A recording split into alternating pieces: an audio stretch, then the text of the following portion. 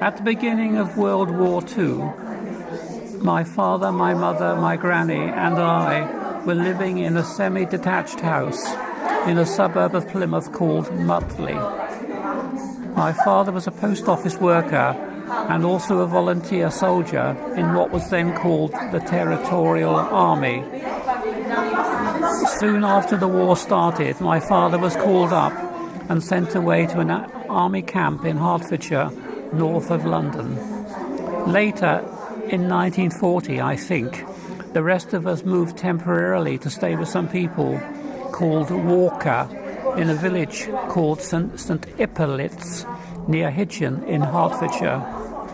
I assume this cannot have been too far from my father's camp. The visit was meant to be temporary, but because of the dreadful bombing attacks, the Blitz on Plymouth, an important naval port and dockyard, we stayed in St Hippolytes for over 3 years, only returning to Plymouth in 1943. We didn't know the Walkers before, so I don't know how we came to be living in their house.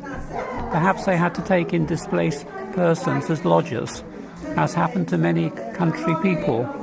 Anyway, although we didn't start out as evacuees, this is what we became in practice. My father was sent abroad and served in military campaigns in North Africa and Italy. Later he was in Palestine and didn't return to Britain until late in 1945. So between the ages of 4 and 7, I lived in a country village, although it was quite close to the town of Hitchin. At some point I was sent to the village school, where I wasn't too happy because I was sometimes bullied. I remember warm summers and also watching the farmers harvesting the corn with big steam engines driving the machinery.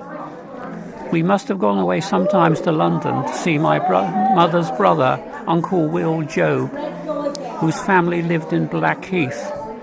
He and Auntie Bessie had grown-up children, two of whom were in the armed forces. Roy in the army and a daughter, Barbara, who was in the Wrens, i.e. the Navy.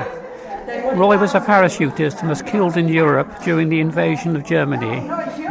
I once found his name on the War Graves Commission records on the internet.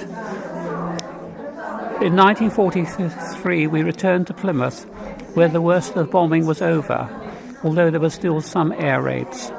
I can remember hiding in an air raid shelter in our back garden and hearing bombs dropping and anti-aircraft guns firing. Some friends had been living in our Plymouth house, probably because their own had been damaged by bombing while we were away. 2 houses in our street were bomb damaged at some point and only repaired after the war finished. 2 things I remember particularly about being back in Plymouth. First was seeing all the American landing craft in the harbour just before D-Day, 6th of June 1944, and celebrating VE Day, Victory in Europe Day, in May 1945. I bought 2 flags which we hang on our washing line, and I went to 2 street parties. One was in our own street and the other was in the street where my aunt lived, and basically putting long tables in the streets. The weather was fine, fortunately, and then everybody, all the children being sat at the tables in the streets and food being brought, and there would have been some music as well. I never went back to St Hippolytes for many years, but I did go there eventually in 2007 after my niece's wedding in Stevenage, which is not far away from the village. We found the street in which we had lived. It is a crescent-shaped, which I did remember. We also saw the village school, now much extended and modernised. When I was a pupil there, we had dreadful outside lavatories. The sort of school where games were very much emphasised, and I wasn't very good at games. So we had a 6-day week. Teaching every morning. In the afternoon, I think we had 3 games afternoons, and another afternoon, which was to be in the cadet force or in the scouts. I'm interested in the army, but I wasn't very militaristic or good at it. So I was put in charge of the quartermaster's stores. And I gradually rose through the ranks. But other people who were much more keen on the cadet force went off to the army and the Marines. Yeah. 1950. It's because I think the first time I went away from my mother, and I had an uncle on my father's side who was an academic at Oxford, and was about to leave to go to a university now called Keele, which is called University College in North Staffordshire. And I went to stay with him for several weeks in the summer. And that was, I think, the first time I'd had a holiday away from my immediate family. And on that holiday, because I was mad on train spotting, I think I must have been, 13 then. I went on trips by myself in Oxford, where I was staying. From Oxford to Reading, London, Banbury. It's funny because I'm not sure would children do that now. It was a craze then in those days that people you could buy little books from the different parts of it was all British Railways by then, but you could buy little books listing all the locomotives for each region, and then the thing was how many had you seen of a particular type of locomotive, and you crossed it off or underlined it in your book. And on that journey, on that holiday in Oxford, there was one class of locomotives which I'd seen 27 out of 30, and I saw the last 3 when I went to Banbury for the day, because they were locomotives which normally didn't sort of come west to Devon and Cornwall.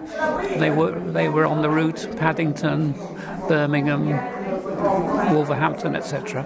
Still see photographs of Plymouth Station, and I said, hey, that's where I used to do my train spotting. I remember when I went to London, I went across to Waterloo Station, and there one could see the construction work happening close by for what was called the Festival of Britain, which happened in 1951, which was a big national celebration. It was like a celebration of Britain because it commemorated 100 years since the 1851 festival, which Prince Albert was involved in. So it was like a recording the fact it had been 100 years ago, but also recording what was going to happen in modern Britain, especially after the Second World War. So it was full of futuristic buildings and structures and such like. What happened after that? There was a cruise ship, which was like a mini Festival of Britain, which cruised around the British Isles, which actually came to Plymouth. So I went and saw that. I went to university from school, and university did you go? Oxford, and I then trained to be a teacher. And it was during my training I was sharing lodgings with somebody, and through them I met my wife. She was a friend of a friend, and a very strange story because she was doing the same subject, studying the same subject I had, and she'd been to some lecture. I went to lectures which were given by my own tutor on a Roman poet called Lucretius. And when she came to university, she was also going to the same course of lectures. And through these friends, I lent her my notes. And the funny thing was, she said my notes were good, and I'd even written down the jokes the lecturer made. And then 4 years later, these were the same jokes. But anyway, after university, I trained as a teacher. I taught girls for 2 years, which wasn't my scene. So I became an administrative trainee in somewhere called the Electricity Council, based in in London. And from there I moved on. I always had an administrative career, but in different sort of activities, until I reached New York in 1981.